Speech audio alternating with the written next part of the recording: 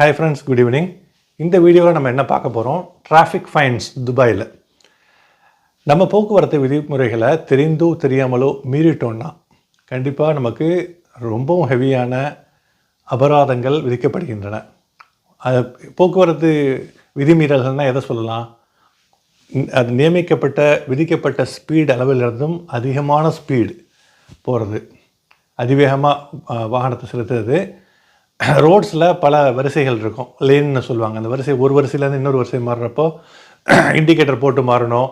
அதுக்கப்புறம் அப்ரப்டாக மாறக்கூடாது. ரெண்டு வாகனங்களுக்கு இடைப்பட்ட தூரம் ரொம்ப கம்மியாக இருக்கிறப்ப லேன் மாறி ஆக்சிடெண்ட்டுக்கு வழிவகுத்தரக்கூடாது. இந்த மாதிரி விஷயங்கள்லாம் லேன் ஒழுங்கு அப்படின்னு சொல்லுவாங்க. அந்த லேன் டிசிப்ளினை ஃபாலோ பண்ணலன்னாலும் விதிமீறல்.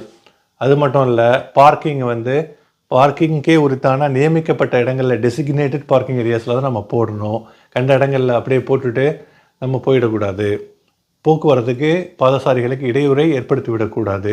அதேமாதிரி பாதசாரிகள் வர்ற அந்த பெடஸ்ட்ரியன் கிராசிங் இருக்குல்ல, அங்கே இப்போ வண்டி வர்றப்போ அவங்க போயிட்டே இருக்கிறப்போ பாதி தூரம் போன பிறகு நம்ம வண்டி எடுத்துக்கூடாது. அவங்க ஃபுல்லாக இந்த எண்ட்லேருந்து அந்த எண்டு போகிற வரைக்கும் வெயிட் பண்ணி வண்டி எடுக்கணும்.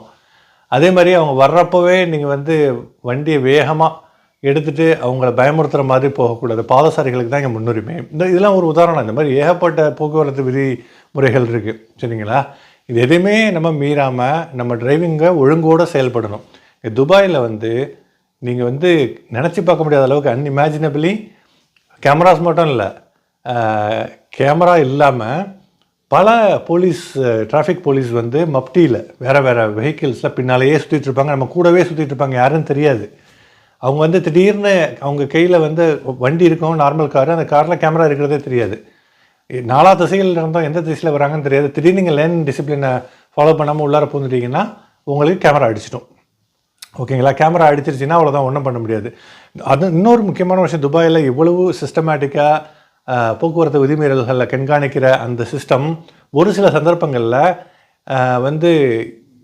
எதுக்கு தான் அந்த ஃபைன் போடுறாங்கன்னு சொல்லிட்டு அது சம்மந்தப்பட்டவங்களுக்கு தெரியாத அளவுக்கு குழப்பத்தை உண்டாக்கக்கூடிய அளவுக்கு நான் அந்த தப்பே செய்யலைன்னு சொல்லிட்டு 100% உறுதியாக சொல்லுவாங்க. அதே சமயத்தில் எந்த விதமான எவிடன்ஸும் இருக்காது. இப்போ ஸ்பீடு கேமரா உங்களுக்கு விதிமுறை மீறலுக்காக அடிச்சதுன்னா கேமராவில் நீங்கள் உங்கள் காரோடைய நம்பர் பிளேட் இருக்கும்.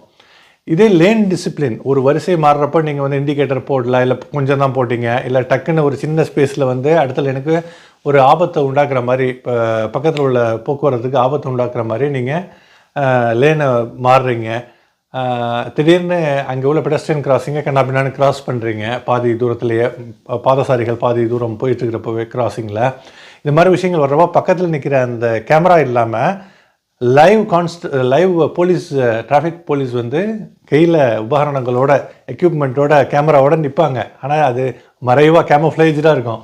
அவங்க பிடிச்சிட்டாங்கன்னா கண்டிப்பாக 300, 400, 500, 600 திரஹம்ஸ். ஓகேங்களா? அதுவும் சிக்னல்லாம் கிராஸ் பண்ணுறப்போ, சிக்னல் போட்ட பிறகுலாம் கிராஸ் பண்ணால் வர்ற டிராஃபிக் ஃபைனும் ஹெவியாக இருக்கும். பிளாக் பாயிண்ட்டுன்னு சொல்லிவிட்டு உங்கள் லைசன்ஸு உங்கள் கையில் விட்டு பிடுங்கப்படுறதுக்கு, கான்ஃபிஸ்கேட் பண்ணப்படுவதற்கு தோதுவான வகையில் கிட்டத்தட்ட பிளாக் பாயிண்ட்ஸ் அள்ளி கொடுத்துருவாங்க நீங்கள் சிக்னல்லாம் பார்த்து கிராஸ் பண்ணலன்னா. அதனால தான் சிக்னல்லாம் ஆரஞ்சு லைட் போட்டோடனே அப்படியே நிறுத்துறது நல்லது. கொஞ்சம் இருக்கு அப்படியே போயிடலான்னு சொல்லிட்டு ரிஸ்க் எடுக்காதீங்க. ஓகே, இப்போ ஃபைன் உங்களுக்கு வந்துருச்சு, டிராஃபிக் ஃபைனு. அதை எப்படி நம்ம அப்பீல் பண்ணுறது? இந்த விஷயத்த நான் துபாயில் தாங்க கற்றுக்கிட்டேன். எனக்கு 2 தடவை, ஒரு தடவை லேன் டிசிப்ளின், எங்கே லேன் டிசிப்ளின் நான் மீறினேன்னா எனக்கு தெரியலங்க. நான் மீறுற ஆளும் கிடையாது. கரெக்டாக இண்டிகேட்டர் போட்டுட்டு ப்ராப்பராக நம்ம செய்கிற ஆள், பார்க்கிங்கே பக்காவாக ரொம்ப டிசிப்ளினாக பார்த்து செய்கிற என்னுடைய நேச்சர். அப்படி இருக்கிறப்ப parking fine, lane discipline fine எங்கேன்னு கிடையாது, ஃபோட்டோ கிடையாது, எவிடன்ஸ் கிடையாது, எந்த லொக்கேஷனில் நடந்துச்சு அதுவும் கிடையாது, பிளாங்காக மொட்டை கருதாசி மாதிரி. சரி, இதுக்கு என்னடா பண்ணுறது? என்னால் இதை ஒத்துக்கவே முடியல. இந்த டீட்டெயில்ஸ் இன்னும் டீப்பாக பார்க்கணும், இன்னும் 100 திரஹம்ஸ் கொடுக்கணுமா? இது ஒரு ரெவென்யூவாக வேறு வச்சுருக்காங்க இங்கே. அது வேறு விஷயம், அது வேறு டாபிக், அது உள்ளார போக வேணாம். ஓகேங்களா? ஆனால் இதை அப்பீல் பண்ணுறதுக்கு, இந்த ஃபைன்ஸ் அப்பீல் பண்ணுறதுக்கு இந்த அமெரிக்காவில் உள்ள சிஸ்டம் மாதிரி நீங்கள் பார்த்துருப்பீங்க. ஆக்சுவலாக ஒரு கம்பேஷனேட் ஜட்ஜு ஒருத்தர் கேப்ரியோ இருப்பார், பார்த்துருக்கீங்களா?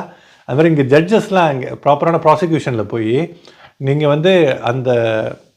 போய் வெப்சைட்டில் போய் நீங்கள் ரெக்வஸ்ட் பண்ண வேண்டிய, அப்பீல் பண்ண வேண்டிய அந்த வெப்சைட்டை இந்த டிஸ்கிரிப்ஷனில் கொடுக்குறேன். www.dxbpp.gov.ae அதில் உள்ளார போய் லாகின் பண்ணி உங்களோட யூஏஇ பாஸை யூஸ் பண்ணி உள்ளார லாகின் போய் கிரியேட் ரெக்வஸ்ட்டை கொடுத்து உங்களுடைய டீட்டெயில்ஸ் எல்லாத்தையும் வெஹிக்கிள்ஸை கொடுத்து உங்களுடைய ஃபைன்ஸை வந்து நீங்கள் அப்பீல் பண்ணலாம். இது நான் பண்ணலை, இந்த தவறை பண்ணலை, இதை நான் வந்து அப்பீல் பண்ணுறேன் அப்படின்னு சொல்லிட்டு அப்பீல் பண்ணிங்கன்னா அது வந்து அப்பீல் பண்ணுறதுக்கு தகுதியானதா இல்லைன்னு சொல்லிட்டு பார்த்துட்டு அவங்களுக்கு உங்களை அப்ரூவ் பண்ணுவாங்க இல்லை ரிஜெக்ட் பண்ணுவாங்க. அப்படி அப்ரூவ் பண்ண பிறகு நீங்கள் வந்து என்ன பண்ணுவாங்கன்னா வெயிட் பண்ண சொல்லுவாங்க. கோர்ட் வந்து செக் பண்ணிவிட்டு உங்களுக்கு ஷெட்யூல் கொடுப்பாங்க, அப்பாயின்மெண்ட்டு. அது கிட்டத்தட்ட ஒரு 2 வாரங்கள்லேருந்து 2லேருந்து 3 வாரங்கள் எடுக்கும். அப்புறம் அவங்க ஒரு டைம் கொடுப்பாங்க ப்ராசிக்யூஷன் கோர்ட்லேருந்து, துபாய் கோர்ட்லேருந்து எனக்கு ஒரு கால் வந்தது. இது மாதிரி தான் நான் வந்து அப்பீல் பண்ணது, நான் தப்பை செய்யவே இல்லை, எங்கேன்னு தெரியல, அதையே நம்ம ஒத்துக்கிட்டு அப்படி அப்பீல் பண்ணோன்னா 2 ஆப்ஷன் இருக்குது. ஒன்று என்னென்னா ஃபுல்லாகவே அந்த டிராஃபிக் ஃபைனை எடுத்துடுவாங்க, ரிமூவ் பண்ணிவிடுவாங்க. இல்லைன்னா கன்வின்ஸ்டாக அவங்க இல்லை, பாதி எடுப்பாங்க. ஆக்சுவலாக அட்லீஸ்ட் ஒரு சர்டன் டிஸ்கவுண்ட் கொடுப்பாங்க, 30%, 40%, 50% பெரிய அமௌண்ட்டாக இருந்தால். அப்போது நான் கண்டிப்பாக அதை ட்ரை பண்ணணும்னு சொல்லிட்டு அந்த மாதிரி பண்ணேங்க. ஆன்லைனில் போய் ரெக்வஸ்ட்டு உண்டாக்குனேன். கோர்ட்டினுடைய ரிவ்யூவில் இருக்குதுன்னு சொன்னாங்க. கோர்ட் அப்பாயின்மெண்ட் ஒரு டேட்டு கொடுத்தாங்க 2 நாளைக்கு முந்தி. காலையில் அந்த கரெக்டான டயத்தில் அங்கே போயிடணும். ஏன்னா நம்ம கூப்பிட்றப்போ அந்த கோர்ட்டில் நம்ம இருக்கணும்னு சொல்லிட்டு துபாய் கோர்ட்டில் போய் ஆஜரான பிறகு அங்கே உள்ள ஜட்ஜு இந்த மாதிரி ஏகப்பட்ட பேர் பல காரணங்களுக்காக டிராஃபிக் ஃபைன்ஸு மற்ற விஷயங்கள் மற்ற கோர்ட்டு கேஸுக்காக வந்திருந்தாங்க. நானும் என்னுடைய பேர் கூப்பிட்றப்போ போய் நான் இந்த தப்பை செய்யலை, நான் இண்டிகேட்டர்லாம் ப்ராப்பராக போட்டு தான் நான் வந்து லேன் டிசிப்ளினை ஃபாலோ பண்ணி தான் வந்தேன், எதனால் இந்த ஃபைன் வந்துச்சுன்னே தெரியல அப்படின்னு சொல்கிறப்போ அவர் அதை ஏற்றுக்கிட்டு ஜட்ஜு வந்து என்னுடைய ஃபைனை வேவ் பண்ணிட்டார்.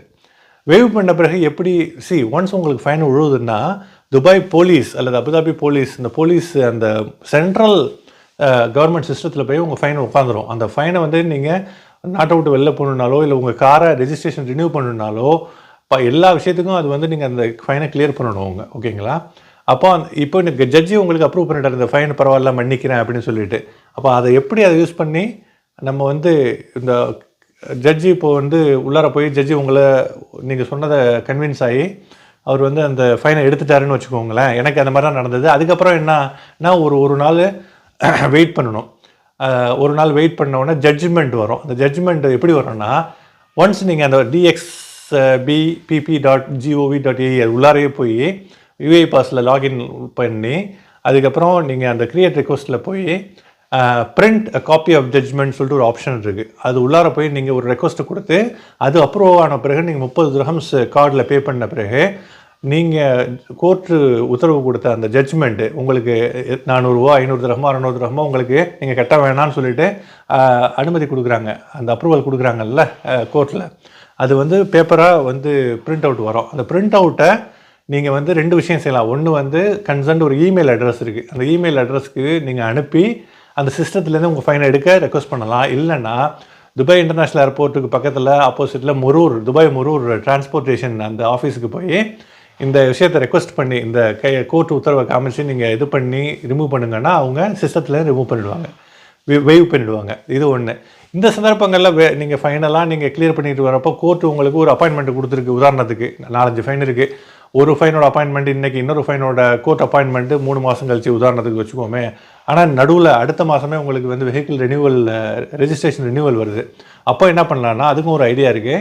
நான் சொன்னல துபாய் ஏர்போர்ட்டு பக்கத்தில் துபாய் முரூர் ஆஃபீஸ், அங்கே போய் நீங்கள் இந்த மாதிரி எனக்கு வந்து உங்களுடைய வெஹிக்கிள் ரெஜிஸ்ட்ரேஷன் ரினியூவலுக்கு முக்கியமான என்ன தேவைங்க, இன்சூரன்ஸ் ரினியூவல் இருக்கணும், வெஹிக்கிள் இன்சூரன்ஸு. அதுக்கப்புறம் வந்து இன்ஸ்பெக்ஷன் ரிசல்ட் பாஸ் இருக்கணும். அதுக்கப்புறம் ஃபைன் எல்லாத்தையும் பே பண்ணியிருக்கணும் இல்லைங்களா? இப்போ இன்சூரன்ஸையும் முடிச்சுட்டு இன்ஸ்பெக்ஷனையும் முடிச்சுட்டு அவங்கள்ட்ட துபாய் போலீஸ் அந்த ஆஃபீஸில் போய் அவங்கள்ட்ட நம்ம சொல்லணும், இந்த மாதிரி வெஹிக்கிள் ரினியூ பண்ணுறேன், எனக்கு ஆல்ரெடி கோர்ட் அப்பாயின்மெண்ட் அப்பீல் பண்ணி எனக்கு வந்திருக்கு, இன்னும் அடுத்து அது 3 மாதம் கழிச்சு இருக்குது, எனக்கு அடுத்த மாதம் எனக்கு ரெஜிஸ்ட்ரேஷன் ரினியூவல், அதனால் 24 ஹவர்ஸுக்கு இதை வந்து ஃப்ரீஸ் பண்ணுங்கள், ஹோல்டு பண்ணுங்கன்னு சொல்லணும். அப்படின்னா அந்த ரெக்வஸ்ட் நீங்கள் கொடுத்தீங்கன்னா அதை வந்து அவங்க என்ன பண்ணுவாங்கன்னா இந்த ஃபைனை அப்படியே ஹோல்டு பண்ணுவாங்க 24 ஹவர்ஸில். அந்த 24 ஹவர்ஸில் நீங்கள் இன்சூரன்ஸையும் எடுத்த பிறகு வெஹிக்கிள் இன்ஸ்பெக்ஷன் பாஸ் ரிசல்ட்டையும் எடுத்த பிறகு நீங்கள் எந்த ஆப்பில் போய் நீங்கள் துபாய் போலீஸ் ஆப்போ இல்லை மினிஸ்டர் ஆஃப் இன்டீரியர் ஆப்போ யூஸ் பண்ணி நீங்கள் வெஹிக்கிள் ரெஜிஸ்ட்ரேஷன் ரினியூ பண்ணுற பட்டனை கிளிக் பண்ணுறப்போ அவங்க அந்த ரெக்வஸ்ட் பண்ணி நீங்கள் ஹோல்டு பண்ணுறாங்கல்ல அந்த 24 ஹவர்ஸ், அதில் இமீடியட்டாக பண்ணால் அந்த ஃபைன் அப்படியே கேரி ஃபார்வர்ட் ஆகிடும். நார்மலாக ஃபைன் கேரி ஃபார்வர்ட் ஆகவே ஆகாதுங்க. உங்களுக்கு ஸ்பெஷல் கேஸ் என்ன காரணம்னா உங்களுக்கு அப்பீல் பண்ணியிருக்கீங்க, அதுக்கு அப்பாயின்மெண்ட்டு 3 மாதம் கழிச்சு கொடுத்துருக்காங்கிற ஒரே விதிவிலக்குக்காக தான் துபாய் போலீஸ் அலோவ் பண்ணுது அந்த 24 மணி நேரத்தில். அதை கிளிக் பண்ணி அந்த ஃபைன் எங்கேயும் போகாது, அப்படியே இருக்கும். கோர்ட்டு 3 மாதம் கழிச்சு நீங்கள் கோர்ட்டுக்கு போய் முறைப்படி முழுவதுமாக வேவ் பண்ணுறாங்களோ இல்லை பார்ஷியலாக வேவ் பண்ணுறாங்களோ அதை நீங்கள் நான் சொன்ன அந்த ஸ்டெப்ஸின் அடிப்படையில் நீங்கள் அதை சந்தித்து அந்த விஷயங்களை பூர்த்தி பண்ணி நீங்கள் அதை பாஸ் பண்ணணும் ஆக்சுவலாக. சரிங்களா? இதுதான் ரெஜிஸ்ட்ரேஷன் ரினியூவல். நீங்கள் ஆன் த கோல் இருக்குது. அதே சமயம் உங்களுடைய கோர்ட் அப்பாயின்மெண்ட்டு 2-3 மாதம் கழிச்சு இருக்குன்னா இதுதான் ப்ரொசீஜர். இந்த விஷயங்களில் யூஸ் பண்ணி ஓவர் ஸ்பீடில் உங்கள் காரோடைய பிளேட்லாம் கிளியராக தெரியுதுன்னா நீங்கள் அப்பீல் பண்ண வேண்டிய அவசியமே இல்லை. அப்பீல் பண்ணாலும் ரிஜெக்ட் பண்ணிவிடுவாங்க கோர்ட்டில். மெயினாக இந்த அப்பீல் பண்ணால் ஒத்துக்கொள்ளக்கூடிய விஷயங்கள் என்னென்னா, இந்த மாதிரி மொட்டைக்கரதாசி மாதிரி வர்ற டிராஃபிக் ஃபைன்ஸ் தான். எந்த லொக்கேஷன்லாம் இருக்காது, ஃபோட்டோவும் இருக்காது. ஓகேங்களா? சும்மா நீங்கள் லேன் டிசிப்ளினை மதிக்கலை, பார்க்கிங் இப்படி போட்டிங்கன்னு சொல்லி ஒன்றுமே இல்லாமல் இருக்கும். அதை நம்ம தாராளமாக நம்ம செய்யலான்னு நம்பிக்கை 100% இருந்துச்சுன்னா நீங்கள் தாராளமாக அப்பீல் பண்ணலாம். அப்பீல் பண்ணால் அதை அப்ரூவ் பண்ணுவாங்க ஃபஸ்ட்டு. உங்கள் கோர்ட்டுக்கு போகிறது அளவுக்கு உங்களுடைய அப்பீல் தகுதியானதா, டிராஃபிக் ஃபைன் தகுதியானதான்னு பண்ணி அப்ரூவ் பண்ண பிறகு தான் நான் சொன்ன இந்த ஸ்டெப்ஸ் எல்லாமே நீங்கள் ஃபாலோ பண்ணணும். சரிங்களா? இது டிராஃபிக் ஃபைனை எப்படி நம்ம அப்பீல் பண்ணி அதை வேவ் பண்ணுறது, அதை ஒன்றும் இல்லாமல் ஆக்குறது, இல்லை குறைச்ச அமௌண்ட்டை பார்த்து, ஒருவேளை அந்த 400-500 திரஹம் ஃபைனில் 50% டிஸ்கவுண்ட் கொடுக்குறாங்கன்னா ஆன் ஸ்பாட் கோர்ட்லேயே நீங்கள் கட்டிட்டு கையில் மிஷின்லாம் வச்சுருப்பாங்க, கேஷில் இல்லை கார்டில் கூட நீங்கள் பே பண்ணிவிட்டு குறைச்ச அமௌண்ட்டோடு வரலாம். இல்லை ஒன்றுமே இல்லாமல் எனக்கு போனால் அல்ஹம்துலில்லாஹ் இறைவனின் அருளால் 400 திரஹம் ஃபைனை வேவே பண்ணிட்டாங்க. அதுக்கு உண்டான ப்ராசஸில் தான் இப்போ நம்ம ரிமூவ் பண்ணுறதுல நான் ஈடுபட்டுருக்கேன். இங்கே பாருங்கள், நான் ரொம்ப பார்த்து கார் ஓட்டினாலும் ஃபைன் போடுறாங்க. என்ன பண்ணுறதுன்னு தெரியல. இன்னும் கொஞ்சம் ரொம்ப ஜாக்கிரதையாக கண்ணில் விளக்கெண்ணெய் ஊற்றிட்டு தான் ஓட்ட வேண்டியிருக்கு. டிசிப்ளினாக இருந்தாலும் வேறு லெவல் டிசிப்ளின் நம்ம ஃபாலோ பண்ண வேண்டியிருக்கு. துபாயில், அபுதாபியில் இந்த மாதிரி நான் ஃபீல் பண்ணல ஆக்சுவலாக. எனிவே, இந்த வீடியோ எப்படி இருக்கு, பிடிச்சிருக்கா, யூஸ்ஃபுல்லாக இருக்கா, கமெண்ட்டில் உங்களுடைய ஃபீட்பேக்கை பதிவு பண்ணுங்கள். வீடியோ பிடிச்சிருந்ததுன்னா give a Thums up, like பண்ணுங்கள். இன்னொரு நல்ல வீடியோவில் நல்ல கண்டென்ட்டோட சந்திப்போம். தேங்க்யூ கைஸ் ஃபார் வாட்சிங். Have a fantastic evening ahead. Thank you. Piece guys.